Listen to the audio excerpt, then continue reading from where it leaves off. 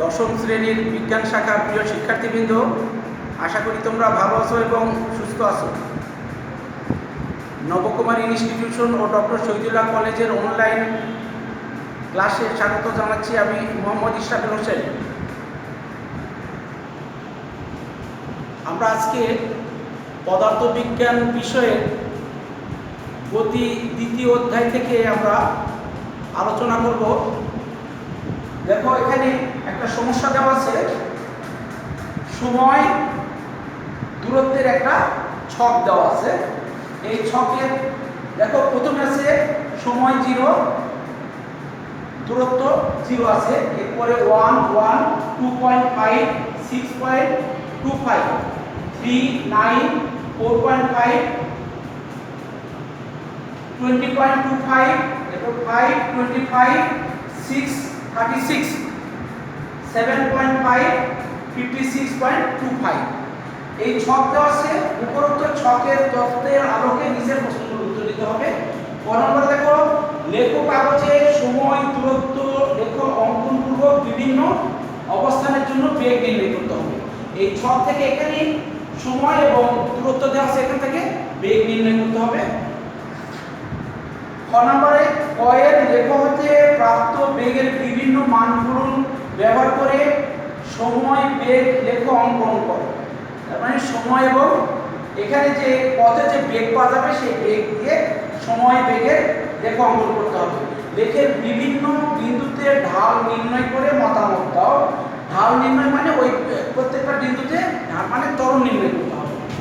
গ নম্বরে দেখো, খ থেকে প্রাপ্ত ত্বরণের মান, এখানে যে ঢাল পাওয়া যাবে, ঢাল বা ত্বরণ, এই ত্বরণের মানগুলো ব্যবহার করে সময় ত্বরণ লেখো অঙ্কন করতে হবে। ক, খ, গতে প্রাপ্ত লেখো একই কিনা তা যাচাই করতে হবে। তার মানে আমরা এই সমস্যা থেকে একটা জিনিস বুঝতে পারলাম যে গতি সংক্রান্ত বা গতির যে রাশিগুলো আছে, এই রাশিগুলো থেকে সময় দূরত্ব, এরপরে আছে সময় বেগ এবং সময় ত্বরণ, এই লেখগুলো বিশ্লেষণ করতে হবে। এখানে এই তিনটা যে লেখ পাওয়া যাবে, এটা আমরা যাচাই করে দেখব এরা একই না ভিন্ন। তাহলে চলো এখন আমরা 1 নম্বর সমস্যাতে যাই। প্রিয় শিক্ষার্থীবৃন্দ, দেখো আমরা এখন ক নম্বরে লেখ অঙ্কনের জন্য প্রয়োজনীয় একটা যে ছক দেওয়া ছিল, সেই ছকটা আমরা লিখে নিলাম। উপরোক্ত ছকের তথ্যের আলোকে ছক কাগজে আমরা এই বিন্দুগুলো স্থাপন করব। এটার জন্য তোমরা গ্রাফ পেপার নিয়ে নাও এবং আমি যেখানে দেখাবো সঙ্গে সঙ্গে তোমরা তোমাদের গ্রাফ পেপারে বিন্দুগুলো বসাবে। তবে এখানে প্রতি বর্গ ঘর সমান 4 একক নিয়ে আমরা গ্রাফটা তৈরি করব। দেখো, এখানে আমরা প্রথমে x অক্ষ এবং y অক্ষ নিব এবং x অক্ষের দিকে সময় যেটা ছকে দেওয়া আছে, দেখো এখানে 0, 1, 2.5, 3, 4.5, 5, 6, 7.5 সেকেন্ড। এই সময়টা আমরা x অক্ষ বরাবর নিলাম এবং দূরত্ব যেটা দেওয়া আছে, দূরত্ব প্রথমে 0, তারপরে 1, 6.25, 9, 20.25, 25, 36 এবং 56.25, এই বিন্দুগুলো আমরা এখানে ছক কাগজে বসে দিলাম। এবং বিন্দুগুলো দেখো, প্রথম বিন্দু অবস্থান A, দ্বিতীয় অবস্থান B, C, D, E, F, G। এখন দেখো আমাদের শেষ বিন্দুটা, দেখো আমাদের যেমন দূরত্ব আমাদের যদি এখানে G বিন্দু আর সময়টা আসে দেখো এখানে মিলিত হয়েছে, ঠিক একই রকম ভাবে আমরা এখন আর একে দেখাচ্ছি না, কারণ তোমরা যখন ছক কাগজে বিন্দুগুলো বসিয়ে দিবে তখন দেখবে একই রকম বিন্দুগুলো চলে আসছে। এবং এই ও বিন্দু থেকে A, B, C যদি আমরা যোগ করি তাহলে এরকম ভাবে একটা সরলরেখা আমরা পেয়ে যাব। এবং এই ছক থেকে আমাদের বেগ নির্ণয় করতে হবে। আমরা জানি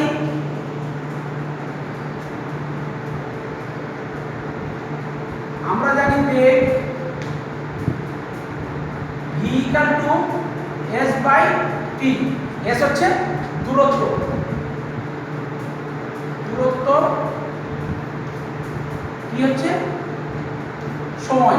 আমাদের এখানে ছকে দূরত্ব এবং সময় দুটাই দেওয়া আছে। এই দুটার মান বসিয়ে আমরা বিভিন্ন বিন্দুতে, এখানে 0 A B C D E F এবং জি বিন্দুতে আমরা বেগগুলো নির্ণয় করতে পারবো। দেখো এখানে ও অবস্থানে বেগ v0 বা v0 equal to s by t equal to s এর মান, ও অবস্থানে দূরত্ব ছিল 0 এবং সময় ছিল 0, ভাগ করলে আমাদের 0 মিটার পার সেকেন্ড বেগ পাওয়া যায়। এই অবস্থানে দূরত্ব 1, সময় 1 মিটার পার সেকেন্ড। বি অবস্থানে বেগ আমরা মানগুলো বসিয়ে দেব, দূরত্ব এবং সময় বসিয়ে দিয়ে ভাগ করলে আমাদের মানগুলো চলে আসবে। এরকম ভাবে দেখো সি বিন্দুতে বেগ v3, বি বিন্দুতে v4, ই বিন্দুতে v5, এফ বিন্দুতে v6 এবং জি বিন্দুতে v7 মানগুলো আমরা বসিয়ে দিলাম। এখানে দেখো 0 অবস্থানে বেগ কত, 0 মিটার পার সেকেন্ড, এ অবস্থানে 1 মিটার পার সেকেন্ড, বি অবস্থানে 2.5 মিটার পার সেকেন্ড, সি অবস্থানে 3 মিটার পার সেকেন্ড, ডি অবস্থানে 4.5 মিটার পার সেকেন্ড, এরপরে ই অবস্থানে 5 মিটার পার সেকেন্ড, এফ অবস্থানে 6 মিটার পার সেকেন্ড এবং সর্বশেষ জি অবস্থানে আমরা পেলাম 7.5 মিটার পার সেকেন্ড। এখন এই বেগের মানগুলো দিয়ে আমাদের 2 নাম্বার খ নাম্বার প্রশ্নে দেওয়া আছে এই প্রাপ্ত মান দিয়ে সময় এবং বেগের রেখা অঙ্কন করতে হবে। আমরা এখন সময় এবং বেগের লেখচিত্রটা অঙ্কন করব। প্রিয় শিক্ষার্থীবৃন্দ, এখন আমরা পথে যে বেগগুলো পেয়েছি বিভিন্ন বিন্দুতে, ও বিন্দুতে এবং A B C D E F G বিন্দুতে যে বেগগুলো পেয়েছি, এই বেগ এবং সময় নিয়ে আমরা সময় বেগের একটা লেখ আমরা অঙ্কন করব। এটার জন্য প্রয়োজনীয় ছকটা দেখো, সময় বেগ লেখ অঙ্কনের প্রয়োজনীয় ছক। সময় আগের মধ্যে দেওয়া আছে, আর আমরা পথে যে বেগটা পেয়েছি সেই বেগ, বিভিন্ন বিন্দুতে যে বেগ পেয়েছি সেই বেগগুলো আমরা লিখে নিলাম। এই ছকের তথ্যগুলো থেকে আবার আমরা আগের মতো নতুন করে আরেকটা গ্রাফ পেপারে আমরা বিন্দুগুলো স্থাপন করব। এবার আমরা প্রতি ঘরকে আমরা 2 একক ধরব, প্রতি এক ঘর সমান 2 একক ধরে আমরা এই লেখটা অঙ্কন করব। এখানে দেখো, এখানে সময় x অক্ষ বরাবর এবং বেগ দেওয়া আছে y অক্ষ বরাবর, এবং এই বিভিন্ন অবস্থানের জন্য আমরা বিন্দুগুলো আগের মতো পেয়ে গেলাম a b c d e f g। আগের যে ছক আছে ঠিক একই রকম ভাবে আমরা এই বিন্দুগুলো পেয়ে গেলাম। এবার আমাদের এই বিভিন্ন বিন্দুতে ঢাল নির্ণয় করতে হবে। ঢাল মানে ত্বরণ। আমরা জানি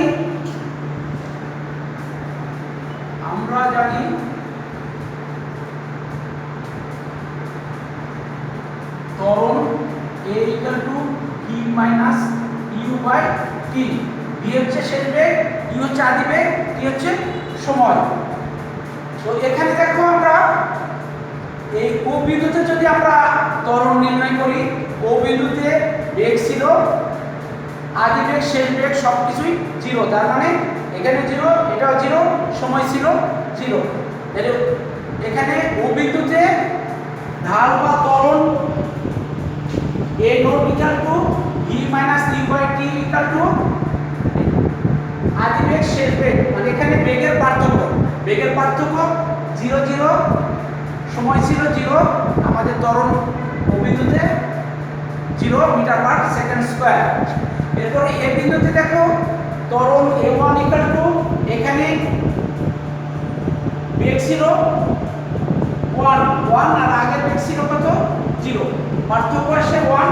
আর এখানে আমাদের সময়টা দেখো, সময় আমরা এখানে যদি 0 থেকে 1 বিয়োগ করি এখানে 1 পাওয়া যায়, এখানকার সময়টা আবার আমরা 2.5 থেকে এটা বাদ দিব, তাইলে আমরা বেগগুলো পেয়ে যাব। এখানে এ বিন্দুতে আমাদের 1 metre per second square. B বিন্দুতে আবার যদি আমরা বের করি একই রকম 1 metre per second square. C বিন্দুতে C D E F G প্রত্যেকটা বিন্দুতে দেখো আমাদের ত্বরণ এসেছে, ত্বরণ বা ঢাল 1 মিটার পার সেকেন্ড স্কয়ার। এবং এখানে আমাদের প্রত্যেকটা বিন্দুতে ঢাল কত এবং এ সম্পর্কে মতামত যদি আমরা এই মতামতটা হচ্ছে দেখো 0 ও বিন্দুতে আমাদের 0 মিটার পার সেকেন্ড স্কয়ার, কিন্তু বি বিন্দুতে এসে 1 এবং এই এ বিন্দুর পরে থেকে প্রত্যেকটা বিন্দুতে ঢাল একই, মানে 1 মিটার পার সেকেন্ড স্কয়ার। তাহলে আমরা বলতে পারি এই গ্রাফ থেকে গ্রাফের এ বি সি প্রত্যেকটা বিন্দুতে 1 মিটার পার সেকেন্ড স্কয়ার ত্বরণ সৃষ্টির পরে থাকে। যে কোনো বিন্দুতে যদি আমরা ঢাল নির্ণয় করি তাহলে ঢাল একই থাকবে, অর্থাৎ 1 মিটার পার সেকেন্ড স্কয়ার।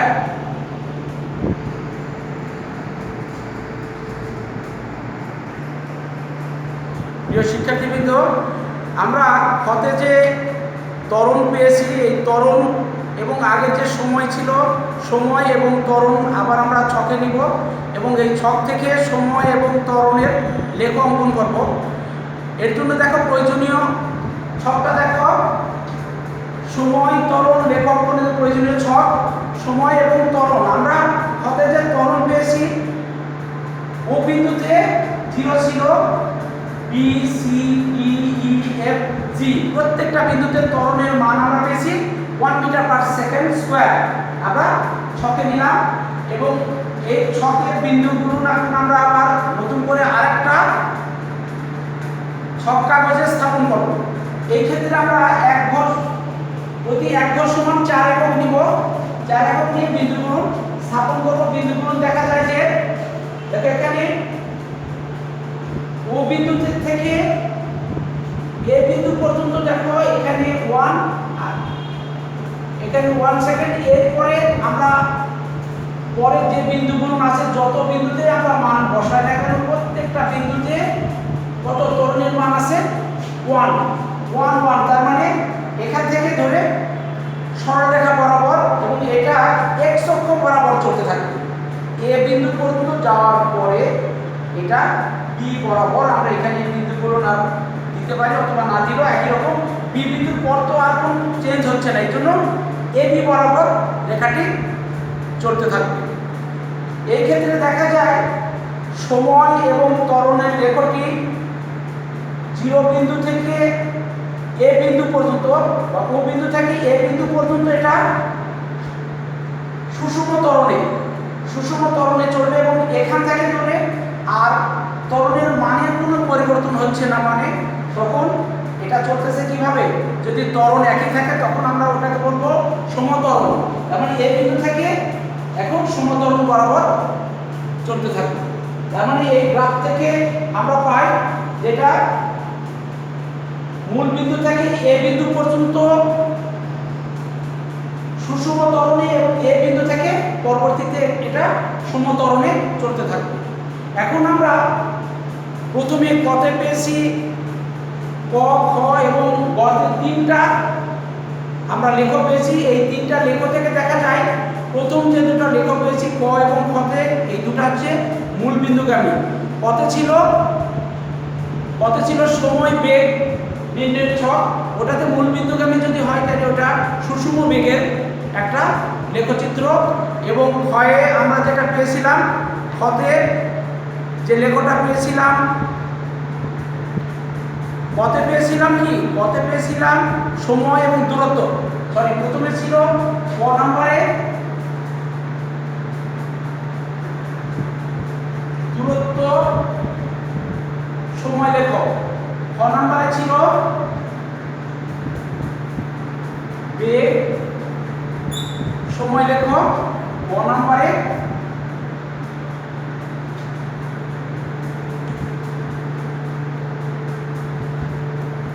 ত্বরণ সময়। তো এটা আমরা এবং y অক্ষ বরাবর দূরত্ব বেগ এবং ত্বরণ নিয়েছি। এই লেখতে আমাদের ছিল মূল বিন্দুগামী।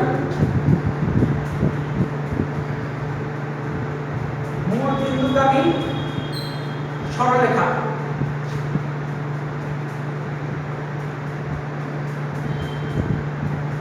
সরলরেখা এটাও ছিল মূল বিন্দুগামী সরলরেখা, আর এটা